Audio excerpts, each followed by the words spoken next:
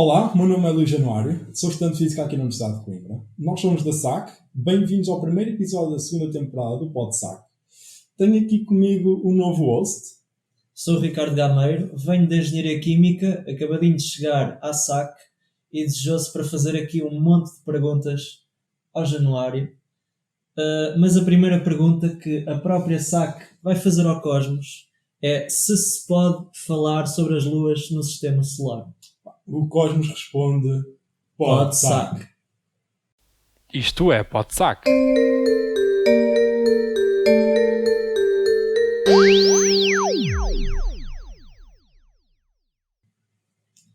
Já que vamos estar a falar de luas, a primeira pergunta que eu te queria fazer é se tu costumas estar com a cabeça na lua. Bastante. Costumo estar bastante a cabeça na lua. Às vezes até em testes que não devia. Então, mas em que lua? É que há muitas luas no Sistema Solar. Realmente é algo que eu nunca pus o tempo para pensar nisso. Mas diria que se tivesse de escolher uma, ou escolheria a Europa, que é uma lua de Júpiter, ou escolheria Titã. Então, mas porquê que escolhias essas? Assim, eu não vou já dar spoiler do que vamos falar aqui para a frente, mas mais à frente vão perceber porque é que para mim são as luas mais interessantes. Mas é assim, se tu se quisesse estar numa lua de Mercúrio ou de Vênus, não podias. Eles não têm... Obviamente, Mercúrio e Vênus não têm qualquer lua, portanto, lá não poderia estar quando estou a lua. Então, mas porquê é que eles não têm lua? Assim, por uma questão muito simples, são os que estão mais próximos do Sol. Portanto, qualquer lua que eles pudessem ter formado seriam capturadas pelo campo gravitacional do Sol. Além disso, no universo inicial, ou seja, naquele disco protossolar onde se formou os planetas, o mais provável, não é mais provável, não havia lá densidade suficiente de material, de poeira e afins, para além de formar os planetas, ainda formar luas para esses planetas. E se tivessem sido formadas, foram lá estar capturadas pelo Sol. Então é por isso que não têm luas. Exatamente, por isso é que não tem luas. Então isso é interessante porque Vênus, na mitologia, é a deusa do amor, mas nunca está aluada. Realmente anda um bocado a vaguear sozinha. Se bem que ela vai ao contrário dos outros. Por isso, mesmo assim, tem É a tem filha a sua no meio do sistema particularidade. solar, eu diria que é a filha rebelde. Então, mas como é que se forma uma lua? Assim, tens vários processos de formação das luas. Tens um semelhante aos planetas, que é o referido do disco protossolar, em que tens um disco à volta do planeta. O mais fácil até imaginarmos isto é olharmos para Saturno, que tem um disco à volta do planeta. E o que acontece é que esse disco começa, a poeira e gelo, tudo o que esteja nesse disco, começa a acumular num ponto e começa a haver aí um campo gravítico mais intenso que começa a puxar poeira e gases e outros materiais para esse ponto específico. E assim se forma uma lua a partir de um disco. Depois também pode ser capturada. E em capturada podes ter dois casos, em que o corpo vai em direção ao planeta e é capturado pela gravidade do planeta e fica a orbitar o planeta. Que é um caso mais ou menos semelhante à nossa Lua. A nossa Lua basicamente formou-se assim de maneira, ou pelo menos especula-se que tenha formado assim. É esta a teoria. Em que tivemos um corpo, esse corpo chama-se Theia, na teoria deram nome a esse corpo, e Theia colidiu contra a Terra e então depois ficou capturada no nosso campo gravítico. Atenção que no caso da Lua, ela não está propriamente numa órbita estável. Ou seja, todos os anos a Lua vai se afastando um bocadinho da Terra.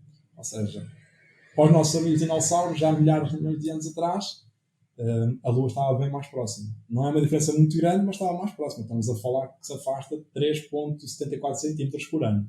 Quer dizer que as noites de lua cheia, na altura dos dinossauros, eram mais bonitas do que agora. Basicamente Agora isso. ainda são bonitas. Agora ainda são bonitas. Estamos a falar de uma lua que preenchia muito mais o céu do que preenche agora. Ainda vamos a tempo de aproveitar bem a lua. Sim, ainda vamos a tempo de aproveitar bem a lua. E bem que ela é importante para a vida na Terra. Então, e qual é que é essa importância que ela tem na Terra? Assim, tens que ver que a lua controla muitos fatores na Terra. Inclusive um fator importante que é as marés. Os oceanos. Como, lá está, aqui a Terra é um sistema muito sensível. Nós somos basicamente um grão de poeira a flutuar pelo cosmos. O que acontece aqui é que, se retirares a Lua, que é um fator bastante importante na Terra, não seria a possível existência de vida. Havia desequilíbrio. Haveria um desequilíbrio. Sim.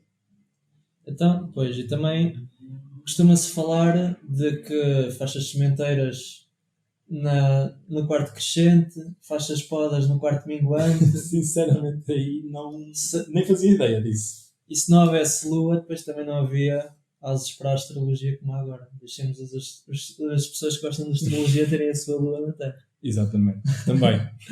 Mas depois há planetas que têm muitas luas. Isto já baralha mais as coisas. É que se não há semáforos no espaço, como é que há tantas luas a orbitar um só planeta e elas não colidem umas com as outras? Assim, isso vem do mesmo princípio que o nosso sistema solar.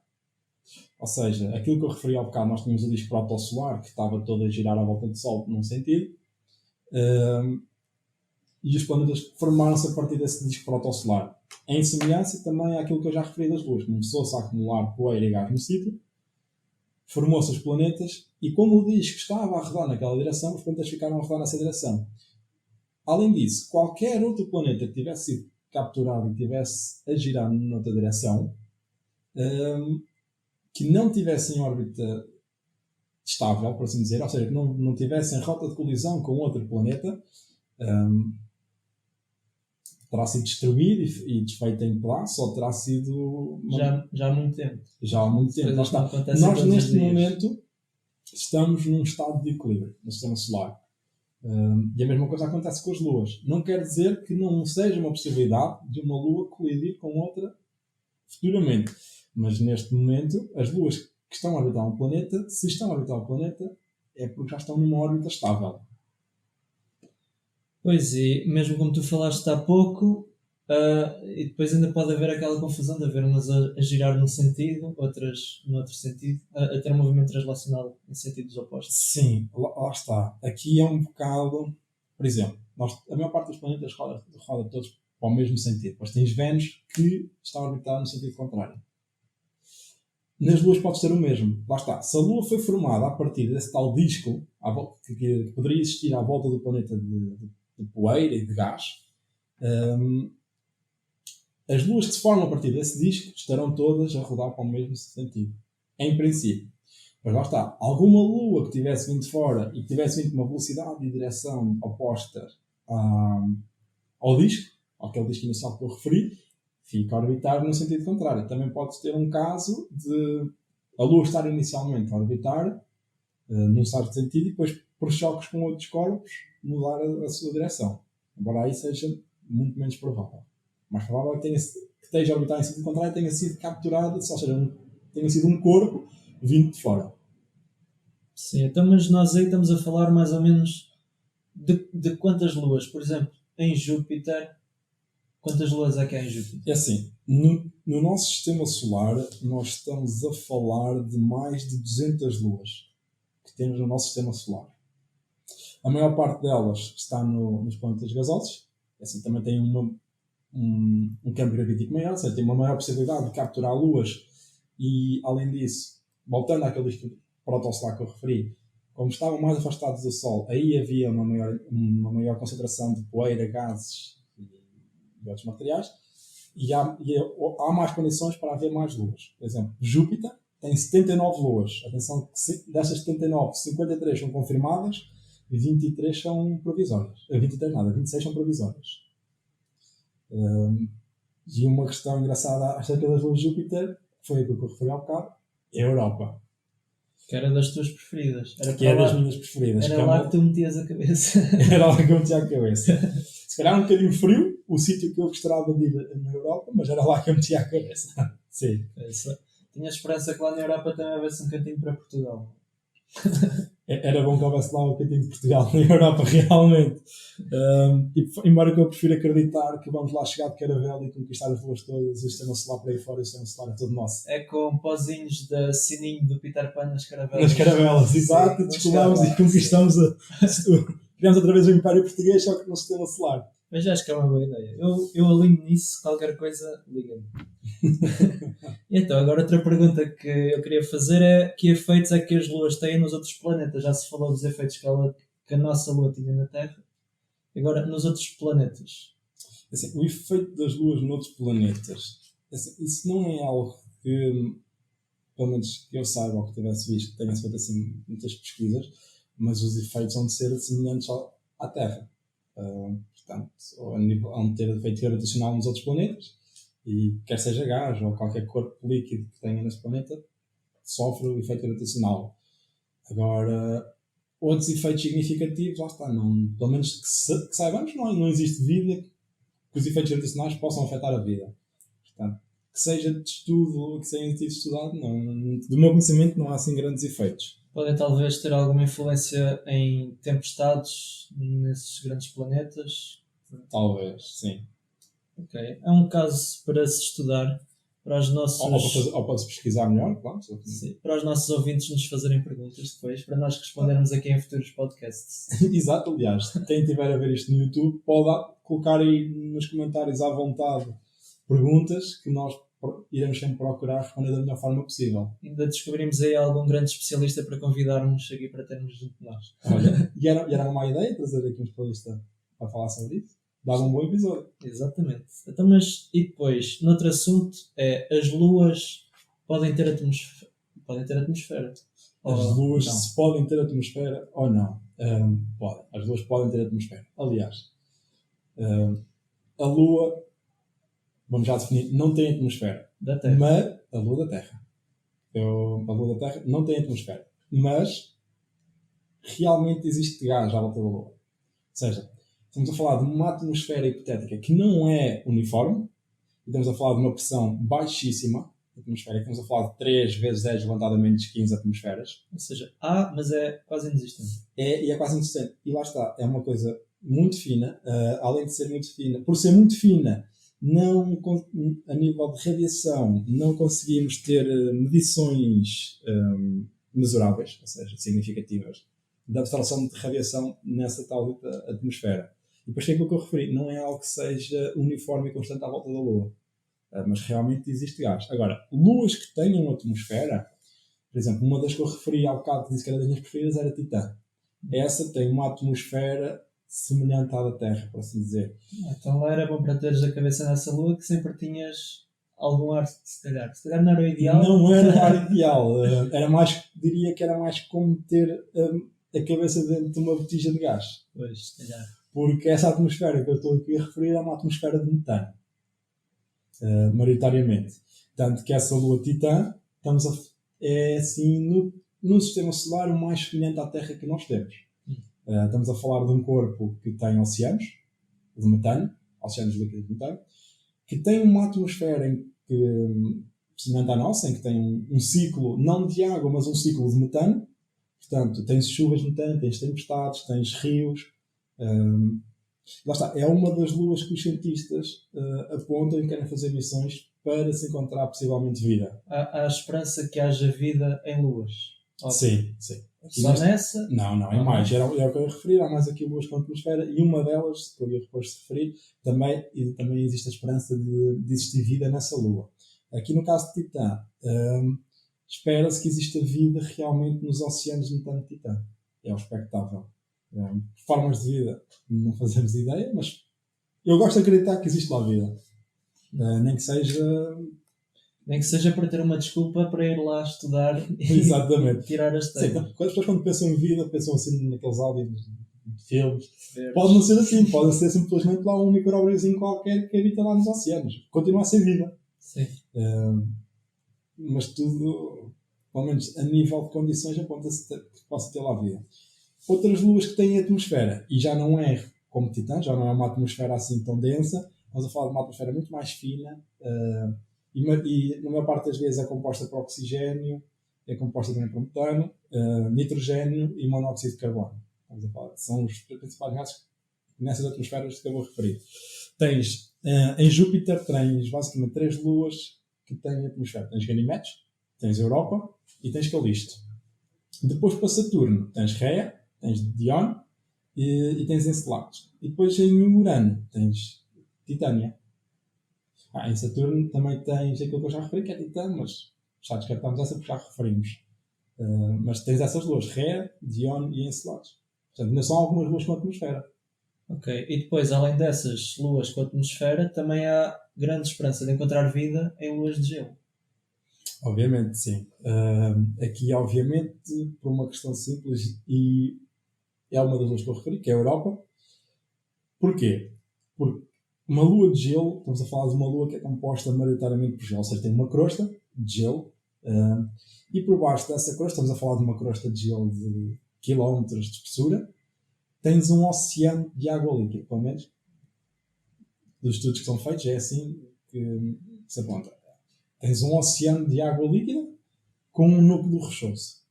Este núcleo rochoso, maioritariamente composto por silicatos e outros metais. Aqui, por exemplo, na Europa, tens a crosta de gelo e depois tens um oceano. Esse oceano, por baixo da crosta de gelo, é um dos sítios que se pensa que possa existir vida.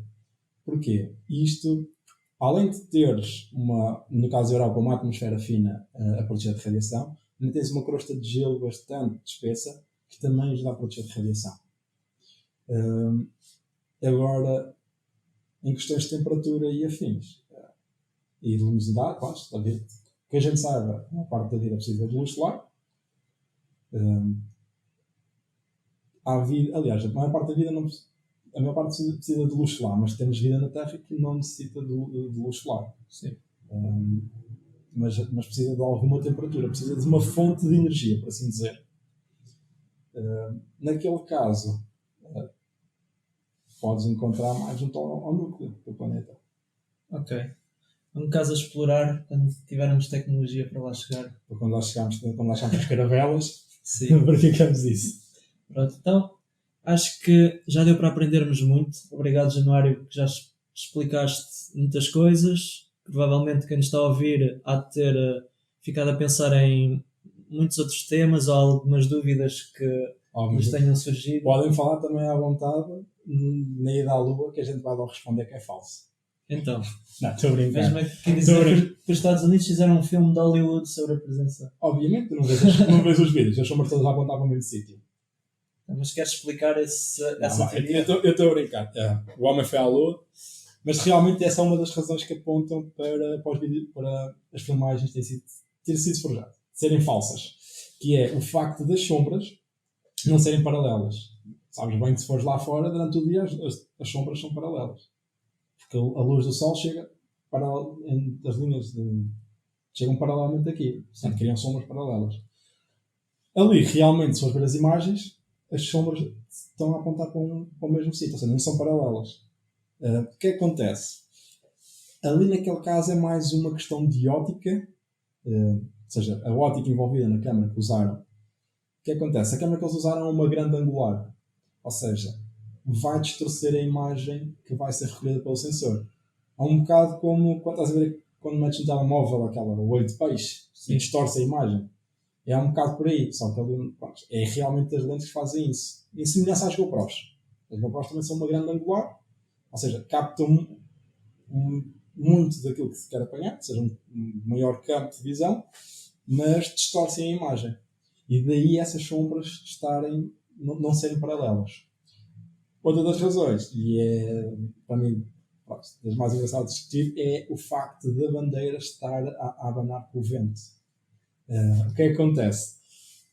Eles levaram a bandeira com a haste, só que no topo da haste tinhas outro suporte da bandeira para dar suporte à bandeira por cima. Sim, ou seja, para ficar esticada. Para ela ficar esticada como se houvesse vento.